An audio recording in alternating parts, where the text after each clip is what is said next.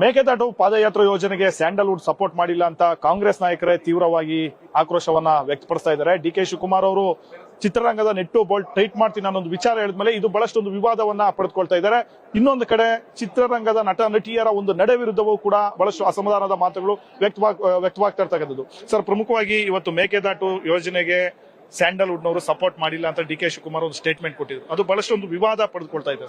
ಅದು ಸತ್ಯ ಅಲ್ವಾ? ಇವತ್ತು ನಮ್ಮ ರಾಜ್ಯದಿಂದ ಒಬ್ಬ ಸೆಲೆಬ್ರಿಟಿ ಆಗ್ಬೋದು, ಒಬ್ಬ ಫಿಲಂ ಆಕ್ಟರ್ ಆಗ್ಬೋದು, ಒಬ್ಬ ರಾಜಕಾರಣಿ ಆಗ್ಬೋದು, ನಮ್ಮ ರಾಜ್ಯದಿಂದ ನಮ್ಮ ರಾಜ್ಯದ ಜನರಿಂದ ಆಶೀರ್ವಾದದಿಂದ ಒಂದು ಉನ್ನತ ಮಟ್ಟಕ್ಕೆ ಹೋದಾಗ ನಮ್ಮ ರಾಜ್ಯದ ನೆಲ, ಜಲ, ಭಾಷೆ ಇವು ಮೂರಕ್ಕೆ ನಾವು ಪ್ರಾಮುಖ್ಯತೆಯನ್ನ ಕೊಟ್ಟು ಅದನ್ನ ಕಾಪಾಡುವಂಥದ್ದು ನಮ್ಮ ಜವಾಬ್ದಾರಿ. ಅದಕ್ಕೇನೆ ಭಾಗವಹಿಸ್ತಿಲ್ಲ ಅಂತ ಅಂದ್ರೆ, ಈಗ ಇಂದಿನ ದಿನಗಳಲ್ಲಿ ನಾವೆಲ್ಲ ಅವಾಗ ಮಿಡ್ಲ್ ಸ್ಕೂಲ್, ಪ್ರೈಮರಿ ಸ್ಕೂಲಲ್ಲಿ ಓದ್ತಾ ಇರುವಂತ ಸಮಯದಲ್ಲಿ ಗೋಕಾಕ್ ವರದಿ ಜಾರಿಗೆ ಬರಲಿ ಅಂತ ಅಂದ್ಬಿಟ್ಟು ಗೋಕಾಕ್ ಚಳವಳಿಗೆ ಇಡೀ ಚಿತ್ರರಂಗ ನಿಂತಿತ್ತು, ಇಡೀ ರಾಜಕಾರಣಿಗಳು ನಿಂತಿತ್ತು. ಅವತ್ತು ಕಾಂಗ್ರೆಸ್ ಪಕ್ಷ ಅಧಿಕಾರದಲ್ಲಿತ್ತು.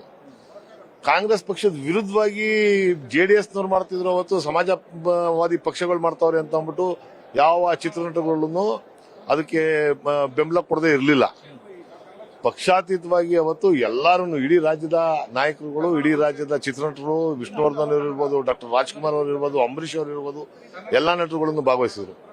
ಆ ತರದ ಮನಸ್ಥಿತಿ ನಮ್ಮ ಈಗಿನ ಚಿತ್ರನಟರಿಗೆ ಇಲ್ಲ ಅಂತಂದಾಗ ನಮ್ಗೆಲ್ರಿಗೂ ಬೇಸರ ಆಗುತ್ತೆ. ಅದನ್ನೇ ನಮ್ಮ ನಾಯಕರಾದಂತ ನಮ್ಮ ಉಪಮುಖ್ಯಮಂತ್ರಿಗಳು, ನಮ್ಮ ಸನ್ಮಾನ್ಯ ಡಿ.ಕೆ. ಶಿವಕುಮಾರ್ ಸಾಹೇಬರು ಅದನ್ನ ಬೇಸರದಿಂದ ಹೇಳಿದ್ದಾರೆ. ಬೇಸರ ಅನ್ನೋದಕ್ಕಿಂತ ಒಂದು ರೀತಿ ಧಮಕಿ ಹಾಕಿದ್ದಾರೆ ಅನ್ನೋ ಒಂದು ಆರೋಪ ಬಿಜೆಪಿ ಅವರು ಮಾಡ್ತಿದ್ದಾರೆ. ಧಮಕಿ ಹಾಕೋ ಪ್ರಶ್ನೆ ಅಲ್ಲ, ಅವ್ರು ಮಾತಾಡುವಂತ ರೀತಿ ಆ ರೀತಿ ಐತೆ. ಅದು ಸರ್ವೇ ಸಾಮಾನ್ಯ. ಅವ್ರು ಈಗ್ಲಿಂದ ಅಲ್ಲ, ಅವ್ರು ಮೊದ್ಲಿಂದನೂ ಮಾತಾಡುವಂತ ರೀತಿ ಆ ರೀತಿನೇ ಅದು. ಮತ್ತೆ ಮೊನ್ನೆ ಈಗ CCL ಕಪ್ ಅಂತ ಅಂದ್ಬಿಟ್ಟು ಕ್ರಿಕೆಟ್ ನಡೆಸ್ತಾವ್ರೆ. ಅದನ್ನ ನಮ್ಮ ಮೈಸೂರು ನಗರದಲ್ಲಿ, ಅದು ನನ್ನ ಕ್ಷೇತ್ರದಲ್ಲಿ, ಚಾಮರಾಜನಗರ ವಿಧಾನಸಭಾ ಕ್ಷೇತ್ರದಲ್ಲಿ ನಡೀತಾ ಇರುವಂತದ್ದು. ಇವ್ರಿಗೆ ಏನಾದ್ರು ಚಿತ್ರನಟರುಗಳಿಗೆ ಏನಾದ್ರು ತೊಂದರೆ ಆದಾಗ, ಏನಾದ್ರು ಅಪಾಯ ಒದಗಿ ಬಂದಾಗ ಜನಪ್ರತಿನಿಧಿಗಳನ್ನ ಬಂದು ಕೋರ್ಕಂತಾರೆ. ಏನಾದ್ರು ಬೇಕು ಅಂತ ಅಂದ್ರೆ ಕರ್ನಾಟಕ ರಾಜ್ಯದಲ್ಲಿ ಯಾವುದೇ ಪಕ್ಷದ ಸರ್ಕಾರ ಇರಲಿ, ಆ ಸರ್ಕಾರದ ಜನಪ್ರತಿನಿಧಿಗಳ ಹತ್ರ ಬಂದು, ಆ ನಾಯಕರುಗಳ ಹತ್ರ ಬಂದು ಅವರು ಕೋರ್ಕಂತಾರೆ. ಮತ್ತೆ ಸಬ್ಸಿಡಿ ಕೊಡಿ ಅಂತ ಕೋರ್ಕಂತಾರೆ. ಮತ್ತೆ ಚಿತ್ರೀಕರಣ ಮಾಡ್ಬೇಕಾದ್ರೆ ಎಲ್ಲಾರು ಏನಾದ್ರು ತೊಂದರೆ ಆದ್ರೆ ಸಹಕಾರನ ಸರ್ಕಾರದಿಂದ ತಗೊಂತಾರೆ. ಈ CCL ಕ್ರಿಕೆಟ್ ಟೂರ್ನಮೆಂಟ್ ಮಾಡಿದ್ರು, ಅಲ್ಲಿ ಒಬ್ಬ ಜನಪ್ರತಿನಿಧಿನ ಕರೆದಿಲ್ಲ ಅವರು. ಇವ್ರು ಮಾತ್ರನ ಇಡೀ ರಾಜ್ಯದಲ್ಲಿ ಈ ಚಿತ್ರನಟರುಗಳದೇನೆ ಇರೋದು. ಚಿತ್ರನಟರು ಅಂತ ಅಂದ್ರೆ ದೇವರು ಸಮಾನ ಅಂತ ಅನ್ಕೊಂಡ್ಬಿಟ್ಟವ್ರು ಅವರು. ಅದಲ್ಲ, ಎಲ್ಲಾ ಚಿತ್ರನಟರನ್ನು ನಮ್ಮ ರಾಜ್ಯದಿಂದ ಬೆಳೆದ ಮೇಲೆ, ನಮ್ಮ ರಾಜ್ಯದ ಜನರಿಂದ ಬೆಳೆದ ಮೇಲೆ, ನಮ್ಮ ರಾಜ್ಯದ ಜನರ ಆಶೀರ್ವಾದದಿಂದ ಬೆಳೆದ ಮೇಲೆ ಅವರು ನಮ್ಮ ರಾಜ್ಯದ ಹಿತಾಸಕ್ತಿಗೆ ಸಂಪೂರ್ಣವಾಗಿ ನಿಲ್ಬೇಕು ಅಂತ ಅನ್ನೋದು ನಮ್ಮೆಲ್ಲರ ಅಭಿಮತ. ಕಟಸಿಗಾದ್ರೂ ತಮ್ಮನ್ನ ಆಹ್ವಾನ ಮಾಡಬೇಕಾಗಿತ್ತು ಅಂತ ನೀವು ಹೇಳ್ತಾ ಇದ್ದೀರಾ? ಆಹ್ವಾನ ಮಾಡಬೇಕು ಅಂತಲ್ಲ, ನನ್ನನ್ನು ಆಹ್ವಾನ ಮಾಡಿಲ್ಲ ಅಂತ ಅಂದ್ಬಿಟ್ಟು ನಾನು ಬೇಜಾರು ಮಾಡ್ಕೊಂಡಿಲ್ಲ.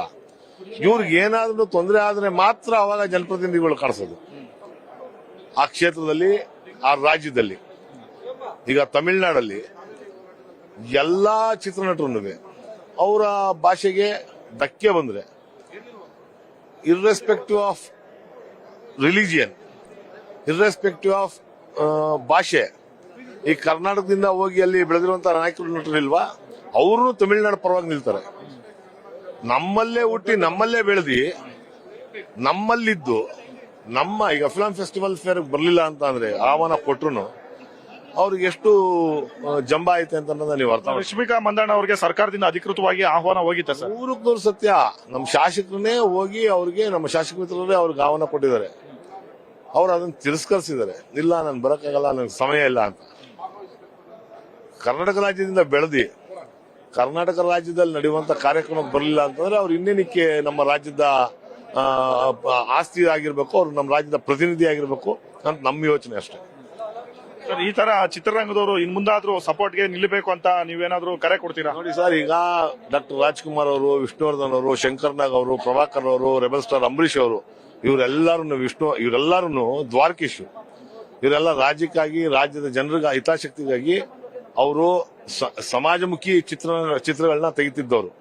ಸಮಾಜದಲ್ಲಿ ಏನಾದ್ರೂ ಒಂದು ಥೀಮ್ ಇಟ್ಕೊಂಡು ಸಮಾಜಕ್ಕೆ ಒಳ್ಳೇದಾಗುವಂತ ಚಿತ್ರಗಳನ್ನ ತೆಗಿತಾ ಇದ್ದಂತವ್ರು.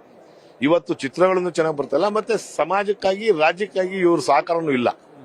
ಇವರು ವೈಯಕ್ತಿಕವಾಗಿ ಇವರ ಬೆಳವಣಿಗೆಗಾಗಿ ನಮ್ಮಂತವ್ರನ್ನೆಲ್ಲರನ್ನು ಉಪಯೋಗಿಸ್ಕೊಂಡು ಇವರು ಅವ್ರ ಸ್ವಾರ್ಥಕ್ಕಾಗಿ ಅವ್ರು ಬದುಕ್ತಾ ಇದಾರೆ ಅಂತ ಹೇಳಿದ್ರೆ ತಪ್ಪಾಗ್ಲಾರ್ದು. ಇದೆಲ್ಲ ಪ್ರತಿಯೊಬ್ಬ ಚಿತ್ರನಟರು ಕೂಡ ಈ ಒಂದು ಅವರ ನಡೆಯನ್ನ ಬದಲಾಯಿಸ್ಕೊಳ್ಬೇಕು ಅಂತ ಕೇಳ್ತೀರಾ ಸರ್? ಸ್ವಾರ್ಥವನ್ನ ಬಿಟ್ಟು ರಾಜ್ಯಕ್ಕಾಗಿ, ನಮ್ಮ ಕನ್ನಡ ಭಾಷೆಗಾಗಿ, ನಮ್ಮ ಕನ್ನಡ ಜಲಕ್ಕಾಗಿ, ನಮ್ಮ ಕನ್ನಡ ಪ್ರದೇಶಕ್ಕಾಗಿ ಅವರು ಹೋರಾಟ ಮಾಡಬೇಕು. ಆ ಹೋರಾಟಗಳು ಯಾರೇ ಮಾಡಲಿ, ಪಕ್ಷಾತೀತವಾಗಿ ಯಾವ ಪಕ್ಷನಾದ್ರೂ ಮಾಡಲಿ, ಯಾವುದೇ ಸಂಘಟನೆ ಮಾಡಲಿ, ಆ ಸಂಘಟನೆಗೆ ಬೆಂಬಲವಾಗಿ ಇವ್ರು ನಿಲ್ಬೇಕು ಅಂತ ನಮ್ಮ ಅಭಿಲಾಷೆ. ಸರ್, ದೊಡ್ಡ ದೊಡ್ಡ ನಟರಿದ್ದಾರೆ ಸರ್, ದರ್ಶನ್, ಯಶ್, ಸುದೀಪ್, ಹೀಗೆ ಶಿವರಾಜ್ ಕುಮಾರ್, ಇಂಥ ನಟರುಗಳು ಕೂಡ ಇದ್ದಾರೆ.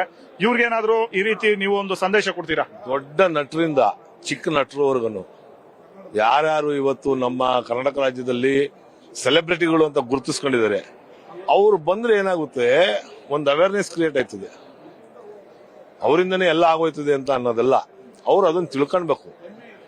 ಒಬ್ಬ ಚಿತ್ರನಟ ಬಂದ್ರೆ ಒಂದು ಅವೇರ್ನೆಸ್ ಕ್ರಿಯೇಟ್ ಆಯ್ತದೆ, ಮತ್ತೆ ಅದು ಪಬ್ಲಿಕೇಶನ್ ಜಾಸ್ತಿ ಆಯ್ತದೆ, ಪ್ರೆಷರ್ ಜಾಸ್ತಿ ಆಯ್ತದೆ. ಯಾವುದೇ ಸರ್ಕಾರಗಳಿಗಾಗ್ಬೋದು, ಇಲ್ಲ ಯಾವುದೇ ಒಂದು ಸಮಸ್ಯೆಗಳು ಬಗೆಹರಿಬೇಕು ಅಂತ ಅಂದ್ರೆ ಬೇಗನೆ ಬಗೆಹರಿಯುವಂತ ಕೆಲಸ ಆಗುತ್ತೆ ಅಂತ ಅನ್ನೋದು ನಮ್ಮ ಅನಿಸಿಕೆ. ನಮಸ್ತೆ. ಸೊ ಇದು ಈ ರೀತಿ ಕಾಂಗ್ರೆಸ್ ನಾಯಕರು ಸಿನಿಮಾ ನಟ ನಟಿಯರ ಬಗ್ಗೆ ತಮ್ಮ ಅಸಮಾಧಾನವನ್ನು ವ್ಯಕ್ತಪಡಿಸ್ತಾ ಇದ್ದಾರೆ. ಕ್ಯಾಮರಾ ಪರ್ಸನ್ ರಮೇಶ್ ಜೊತೆ ಆನಂದ್ ಗೂಡಿ, ಪವರ್ ಟಿವಿ.